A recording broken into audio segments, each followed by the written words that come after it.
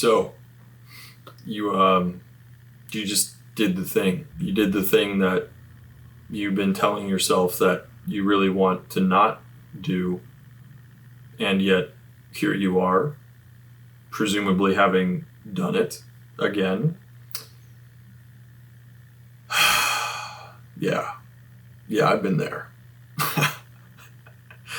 I've been there. Today, we're going to talk about what to do after an experience like the one that you may have just had, to make sure that you can use this experience to launch you forward, use it as fuel to move you forward towards your goal of living a porn-free life and increasing the strength of your recovery rather than falling backwards and using it as an opportunity or an excuse to let a slip turn into a binge. Now, before I dive into the practical steps that I am going to give you in this video, I want to prime this a little bit because there's something really important to address anytime that we have some kind of slip or relapse in recovery. And I want to let you know that I have been in the recovery game for a long time at this point, over 4 years, almost 4.5 years. And I can count on 2 hands, yes, 2 hands, these hands, the number of people that I have met in recovery, which at this point has been hundreds, who have managed perfect sobriety from porn from the instant that they made a decision to quit. The reality for probably 99% of people who are on this journey towards living a porn-free life is that slips and setbacks are part of the recovery process. Now, there's an enormous amount of shame that comes from having a relapse or a slip, and a lot of it comes from this culturally conditioned idea that we are only good people if we can manage to willpower and discipline our way through something from the very instant that we make a decision to make a change. If we don't manage to perfectly overcome something from the start, we start to believe that we are somehow broken, deficient, unworthy, bad people, or that this process of recovery that we've committed ourselves to isn't actually working.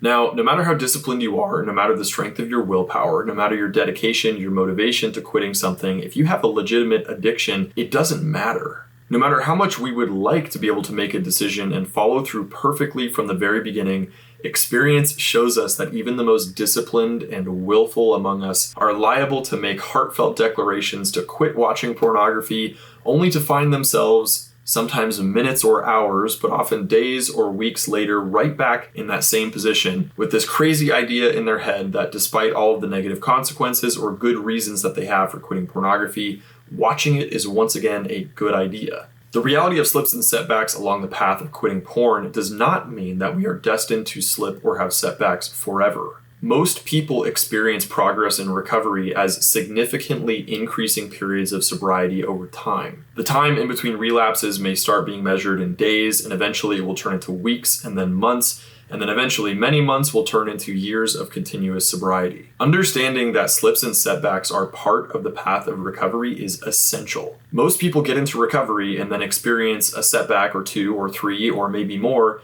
and then they come to this idea that recovery just doesn't work. Instead of realizing that there is more work to be done and that the slip or setback is an indication that there's some part of their recovery that they need to pour more attention and effort into, they instead jump to the conclusion that they are a terminally unique person for whom these principles that work for everybody just don't work. They slip and fall face first into catastrophizing self-pity and then eventually a full-blown relapse in binge. I started my recovery in 12-step programs, and that's where I continue to do a lot of my work. And my own sponsor in recovery has a saying that I love, and that is that one of the most important things that we can do in recovery is learn to stop putting all of the eggs of our recovery in the basket of perfect sobriety. It is vital that we let go of the delusion that perfect sobriety and abstinence from pornography is a requirement for healing and progress. This is true for many reasons, but one of the most important is that clinging to this idea that recovery happens because we increased our day counter on our streak obscures us from the truth that the things that we're actually aiming for in recovery are not a certain number of days sober. They are changes in the quality of our life and our mental health and on our relationships. And focusing exclusively on our streak or number of days continuously sober distracts us and obscures us from seeing the progress that is actually happening. Now, let me say this again for emphasis. Perfection is not a requirement for progress in recovery. By saying this, I am not advocating that you should just go watch all the porn you want because slips and setbacks are inevitable on the path of recovery. That is not what I'm saying at all. We must learn to hold this seeming paradox in our minds, that we have to be willing to do whatever it takes to get and stay sober,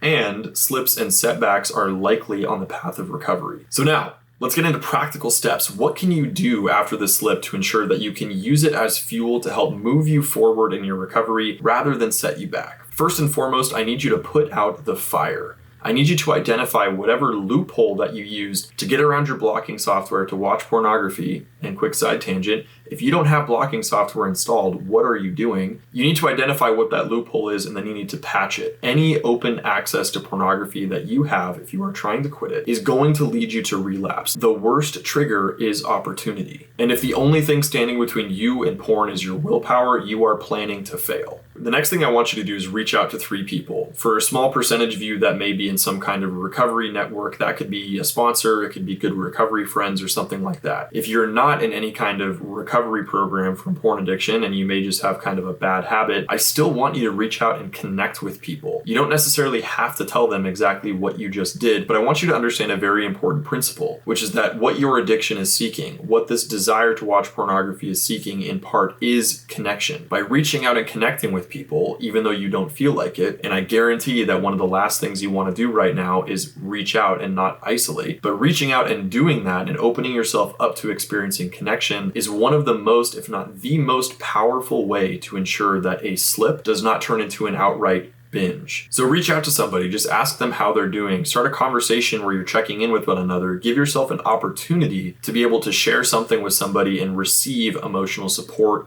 in return. If you have somebody who is a good accountability partner, take that opportunity to walk through what led up to your slip. Other people often have the ability to see into our blind spots in a way that we do not have the ability to, and they can give us really valuable feedback that can help us move forward in our recovery.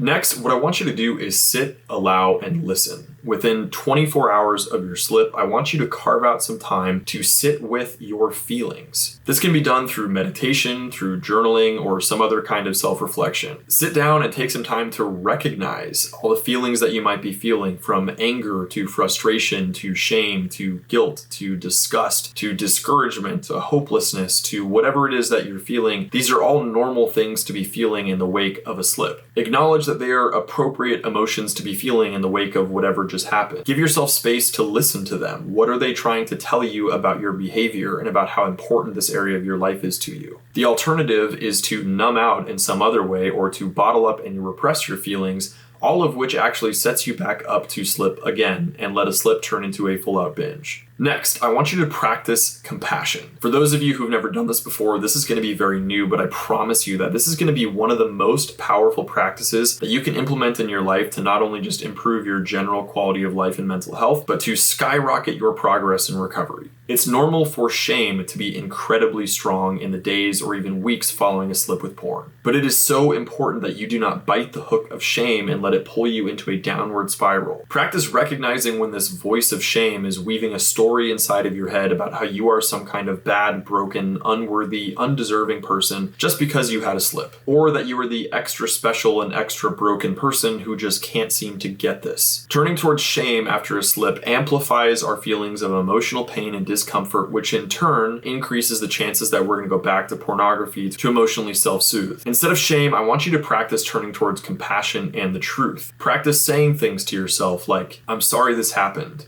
and I'm sorry this hurts. I am worthy of recovery and I am worth fighting for. This is damaging me, my life, and my relationships, and I will not give up on myself or the people in my life that I care about or my future. I may have made a mistake, that does not mean I am a mistake. I can and will learn and grow from this experience. I cannot change what just happened, but it is within my power to control how I respond to this. I can choose to use this experience as a learning opportunity so that I can grow and then eventually help other people in the future who may be struggling in a similar way. I am not a bad person in need of punishment. I am a sick person in need of love, support, and connection. I'm sorry. I forgive you. Thank you.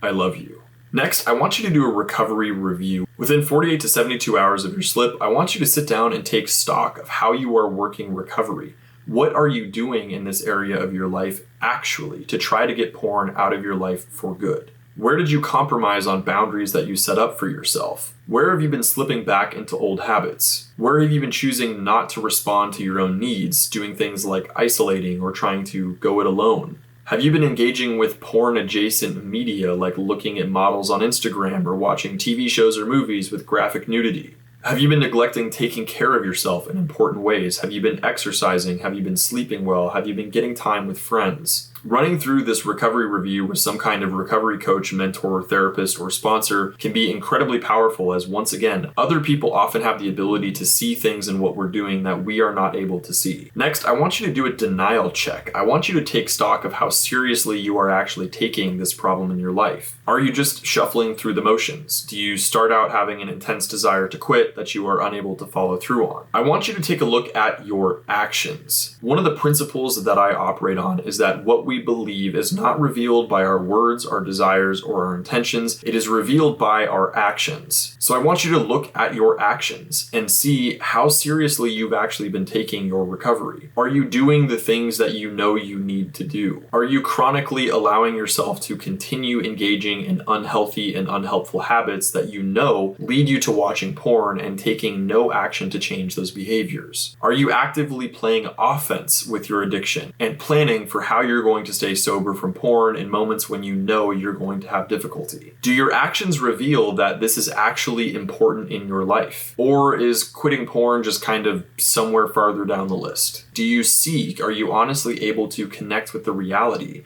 of what this is costing you? Can you see the way that it is impacting your relationships? Can you see the way that it's impacting your mental health, your focus, your drive, your ability to show up in your life the way that you want to? Admitting and often reconnecting to the truth that this is a problem in our life that is causing destruction is essential. Lastly, what I want you to do is take everything that you just reviewed and I want you to put it into action. Based on the conversations that you had with people, on the meditation or journaling sessions that you did, and on your recovery review, I want you to take stock of what you need to do to change. If you've identified that you are not getting enough support, how are you going to seek more support? What actions are you going to take to help alleviate the shame, stress, depression, anxiety, or other emotions that may have driven you to relapse? What actions are you going to take to help address the shame, the loneliness, the boredom, or whatever emotions and other things may have driven you to relapse? What new boundaries do you need in your life as a result of that? And what are you going to do to make sure that these boundaries are actually enforced? Do you need more connection than you're currently getting socially, romantically, or spiritually? And what are you going to do? What actions are you going to take to help increase the amount of connection that you're getting in your life? Do you feel like you need a support network of people around you who are committed